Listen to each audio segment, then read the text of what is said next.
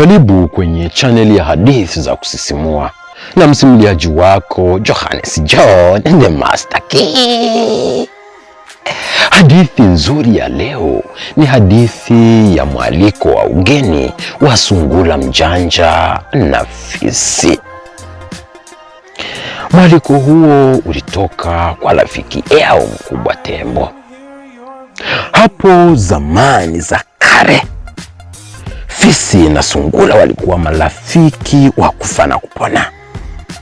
Urafiki wao ulidumu kwa muda mrefu sana.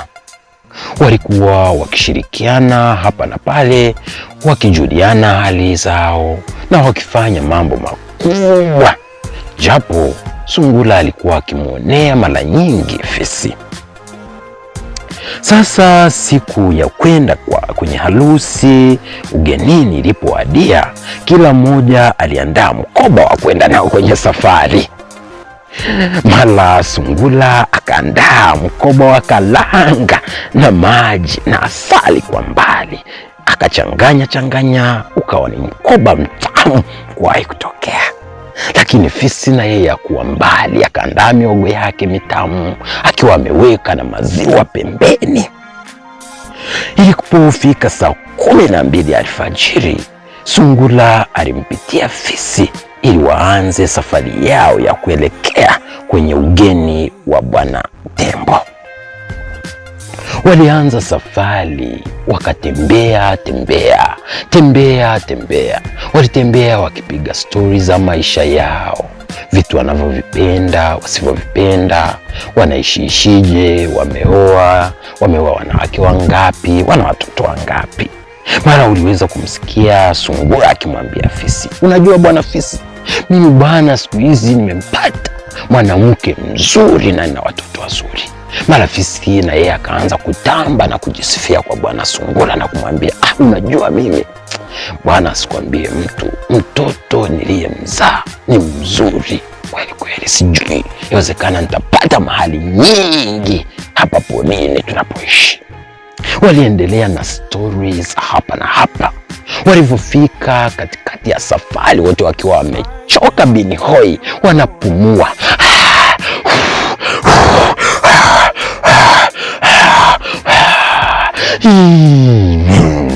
Mara ghafla wakauona mti mbele yao mkubwa, una kivuli kikubwa. Mara walipoukaribia pale mti ule, wakaona kivuli kikubwa, wakajibwatika chini ya ule mti, wakabwatika. Wakaanza kupiga story. Mara sungura akanywa maji kidogo. Baada ya kunywa maji kidogo, akamwambia fisi, sasa bwana fisi, unaonaje? Unajua mimi nataka kwanza tuanze tule mihogo yako na tunywe maziwa yako. Tukishamaliza kunywa tutaendelea na safari kidogo, tukifika mbele tu tukipata njaa tutakula tena. Sawa. Fisi akakubaliana naye, akamwambia sawa rafiki yangu. Fisi akasema hivi, sasa unajua bwana, sawa, unajua ngoja tuanze na hiki kitu kizito kitushike tumboni, alafu tukifika mbele tukawa na uchovu, tutaanza kula tu vile vya vitafuna huku tunasogeza mwendo.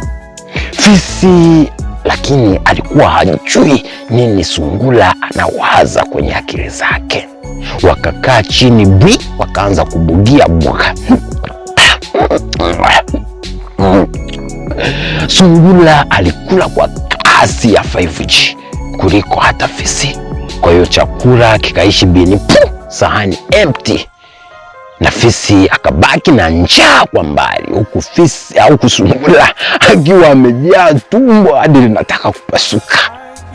Wakaamka wakaanza kutembea, lakini sungura alikuwa anatembea kwa kuzidiwa kwa sababu ya ukubwa wa chakula kilichokuwa kimejaa tumboni mwake.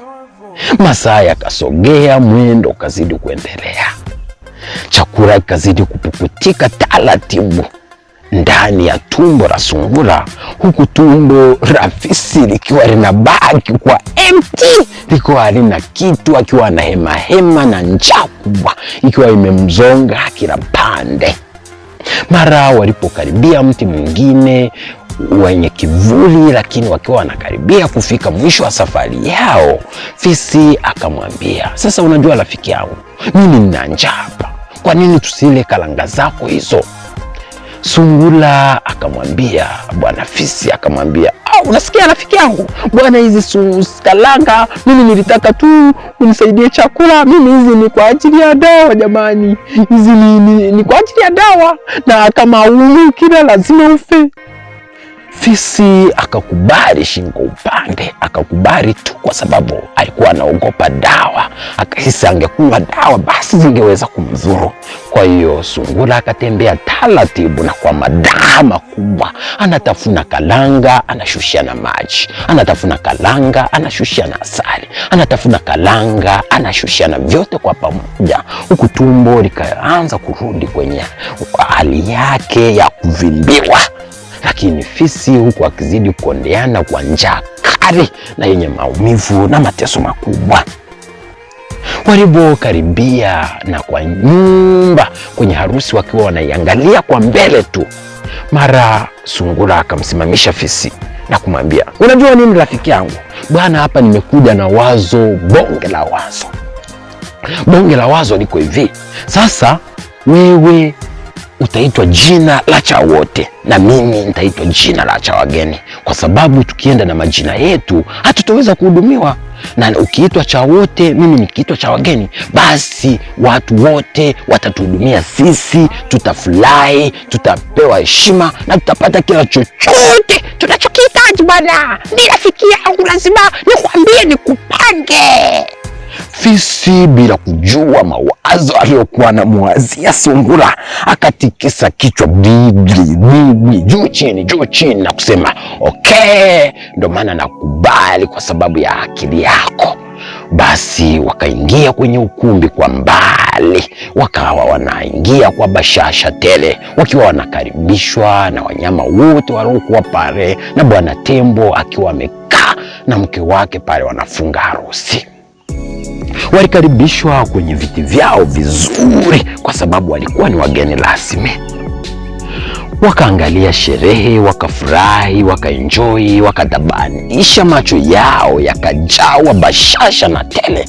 Lakini ulipofika muda wa kupata chakula baada ya harusi kuisha, chakula kikatengwa mezani, na yule mhudumu ambaye alikuwa ni bwana Kenge akamwambia hivi, chakula hichi ni kwa ajili ya wageni.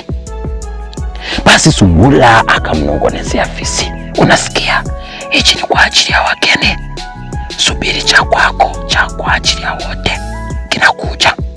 Sungura akamwambia hivyo, lakini fisi akiwa na hamu na njaa kali, basi ikabidi avumilie. Akasema, basi nisiaibishe mwenzangu, yawezekana chakula changu kitakuja. Akasubiri we kwa miayo mikali na njaa na tamaa ya minofu alokuwa anabugia bwana sungura. Chakula mara ghafla kikaisha, wakaketi, fisi akisubiri chakula kiletwe kwa ajili yake, akikuletwa.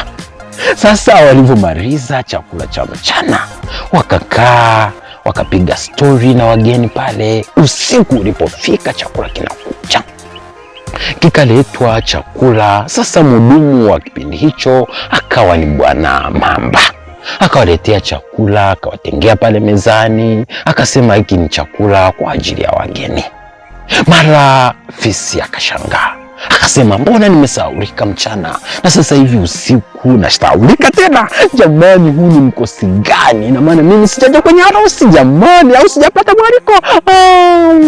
Lakini akiwa analia na kuhangaika, lakini kimoyomoyo hatoi sauti, huku sungura akizidi kuvungia minofu ya samaki na kuku wakubwa na wazuri na watamu. Alivyoona uvumilivu umemshinda, akashika kijiko ili alazimishe kula.